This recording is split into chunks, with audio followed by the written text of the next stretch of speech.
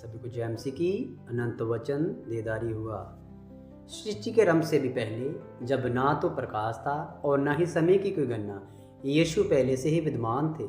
यूहन्ना का सुसमाचार बताता है कि वह आदि में परमेश्वर के साथ थे और सब कुछ उसी के द्वारा बनाया गया। वह कोई नया विचार या अचानक हुआ आगमन नहीं था, बल्कि परमेश्वर का अनंत वचन था जिसने अपनी बनाई हुई दुनिया में प्रवेश करने का चुनाव किया। जब यीशु का जन्म हुआ तो स्वर्ग और पृथ्वी इस प्रकार मिले कि सब कुछ बदल गया। वही परमेश्वर जिसने अपने वचन से सृष्टि की रचना की, एक छोटे और नाजुक बालक के रूप में मानव देह धारण करके आया। पवित्र शास्त्र इसे वचन का देदारी होना कहता है। यीशु के द्वारा हम परमेश्वर को सचमुच देख और समझ सकते हैं कि वह कैसा है। उसके जन्म का हर एक विवरण नम्रता और प्रेम को दर्शाता है। वह चाहे तो धन और सामर्थ्य से गिरे हुए एक राजा के रूप में आ सकता था, परंतु उसने सादगी को चुना। जानवरों के बीच एक गौशाला में जन्म लिया। उसके पहले दर्शन करने वाले ना तो राजा थे और ना ही याजक, बल्कि चरवाहे थे जो समाज के किनारों पर जीवन बिताते थे।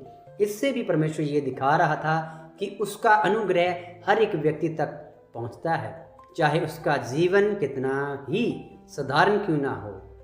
यीशु में परमेश्वर ने यह प्रकट किया कि वह दूर या अप्रिय नहीं है। उसने हमारे बीच रहने, हमारी राहों पर चलने, हमारे दुखों को साझा करने और हर अंधकार में प्रकाश लाने का निर्णय लिया। उसे दिया गया नाम इमानुएल है, जिसका अर्थ है परमेश्वर हमारे साथ है। ये एक ऐसा वचन है जो आज भी बना हुआ है। वही उपस्थिति जो चरनी में थी तब हमारे हृदयों को भर देती है जब हम उसके लिए स्थान बनाते हैं।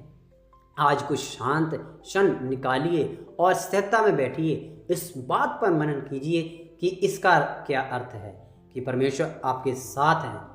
कल्पना कीजिए कि यीशु आपके साथ चल रहा है, किसी दूर की हस्ती के रूप में नहीं, बल्कि एक मित्र के रूप में। इस अनुभूति को अपने दिन में शांति, कृतज्ञता लाने दीजिए। सभी को जय मसीह की।